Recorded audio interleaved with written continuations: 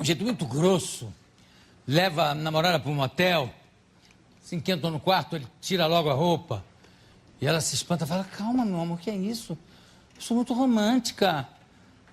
Antes de tudo, você não vai dizer nada nesse momento tão especial? Aí o jeito abaixa a cueca, as calças assim, meu amor, nessas horas, se eu tenho alguma coisa para dizer, quem diz é ele. A namorada olha e diz assim, é só isso que ele tem para me dizer? Num torneio de arco e flecha, estavam participando um japonês, um inglês e um português. O alvo era uma maçã na cabeça de um boneco. O japonês foi lá, apontou, acertou a maçã e falou, I am a samurai. O inglês também foi lá e acertou na flecha que estava enfiada na maçã e disse, I am Robin Hood. Chegou a vez do português, fez mira, acertou bem na cara do boneco e falou, I am sorry.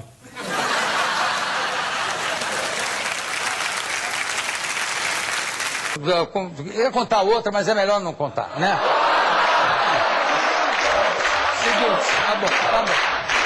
Já que vocês estão insistindo tanto, é uma bobagem também nesse nível do cara que chega pro português e diz assim, ô Manuel, quantos pães você consegue comer em jejum? Falar, uns 8 pães. Pães pequenos? 8 pães. Nada, Manuel, você só consegue comer um pãozinho. Depois que você comeu o primeiro, você não está mais em jejum. Ah, que maravilha isto. Isto é uma maravilha. Aí ele sai andando e encontra com um outro português, amigo dele, diz, Joaquim, anda cá. Você tem uma pergunta. Quantos pães tu consegues comer em jejum?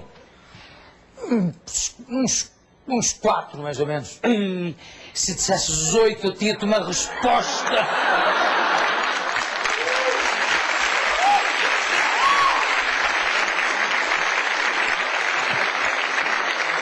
Teve um pessoal ali que achou que a piada terminava no meio.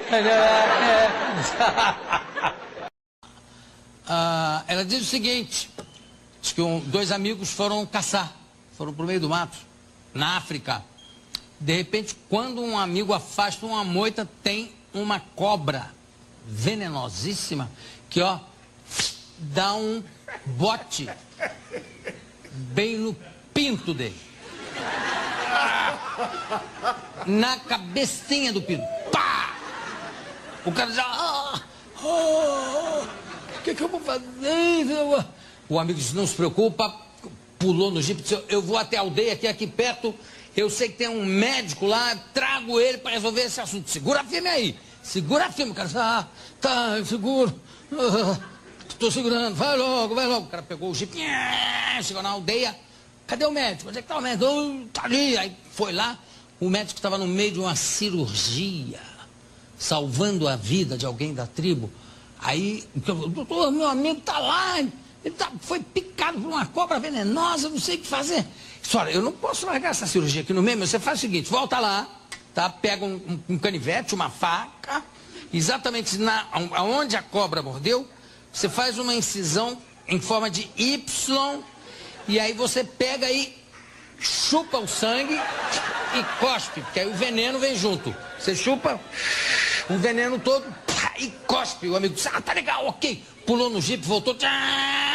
O amigo, cadê o médico? Não, ele não pôde vir. Mas o que ele falou? Ele falou que tu vai morrer mesmo.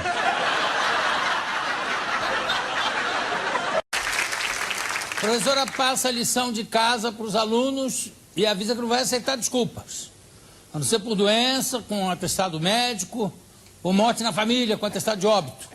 O aluno pergunta, professora, e se for por exaustão sexual extrema? Bom, aí você vai ter que escrever com a mão esquerda. Só faria. Durante uma palestra sobre nutrição, um orador dizia que a alimentação diária pode ser perigosa para a saúde.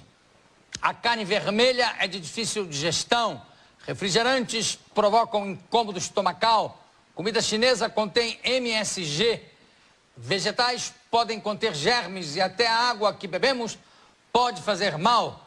Aí o palestrante foi interrompido por um senhor que declarou: eu conheço um alimento que é o mais perigoso de todos e que a maioria de vocês já comeu ou ainda vai comer. É tão perigoso que faz mal até depois de alguns anos que foi comido. E que alimento é esse, meu senhor? Bolo de casamento.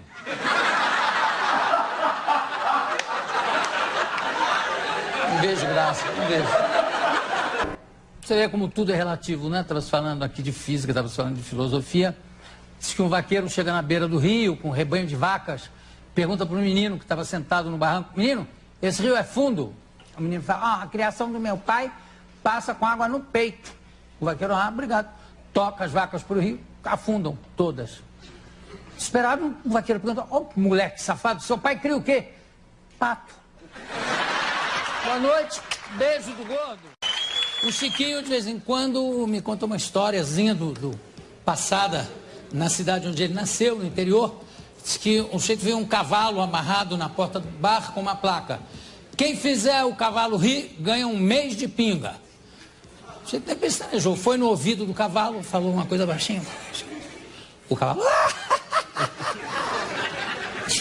Você ganhou um mês de pinga de graça. O dono ficou louco da vida. Passou um tempo, o sujeito volta no mesmo bar, tá lá o mesmo cavalo com outra placa: quem fizer o cavalo chorar, ganha 1 ano de pinga. O sujeito vai no cavalo, cochicha no ouvido. O cavalo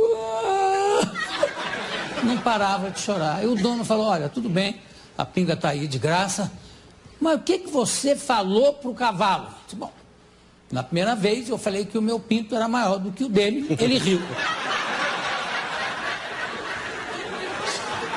E agora?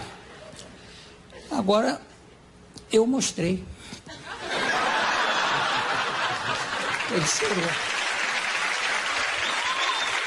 Diz que um velhinho estava na cama quase morrendo ou indo atender o chamado do Papai do Céu, aquelas coisas. Aí sente um cheiro de pão de queijo. Aí chama o neto: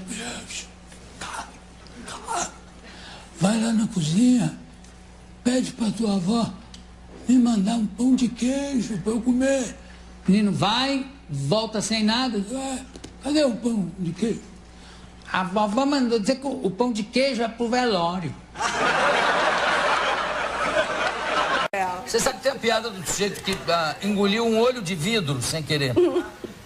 Tirou o olho para lavar, botou num copo com água, distraído, papo. E aí começou a ter uma prisão de ventre horrorosa. Aí resolveram ir no médico, foi num proctologista. O proctologista falou: não, o senhor vira de costas. Examinou, falou: olha, eu estou surpreso porque eu tenho 30 anos de profissão, já olhei vários cus. É a primeira vez que eu vejo um cu olhando para mim.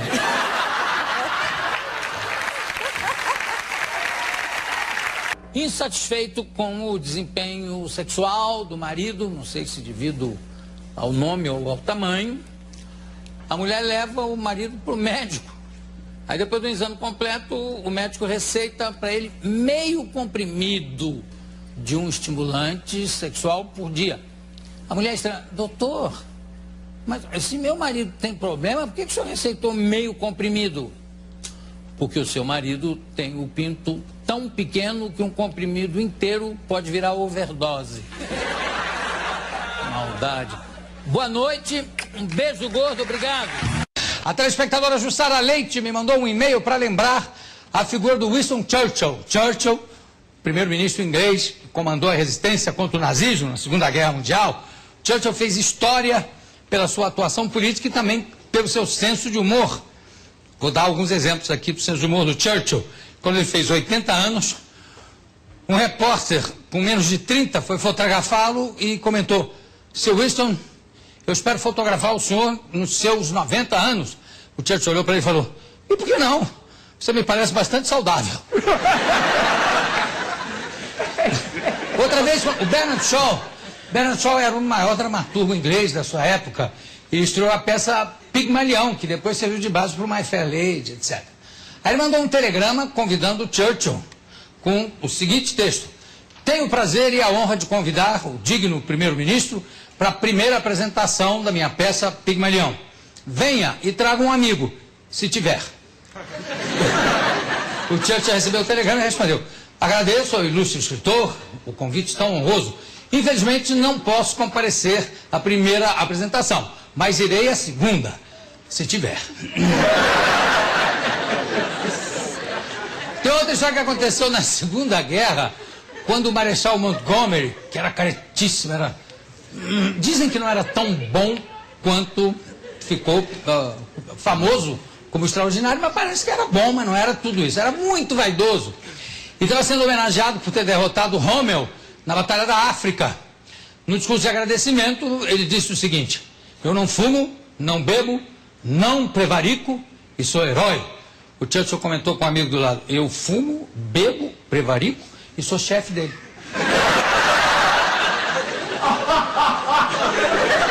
Mas a melhor tirada do Churchill aconteceu numa discussão com Nancy Astor. Nancy Astor foi a primeira mulher eleita para o parlamento inglês.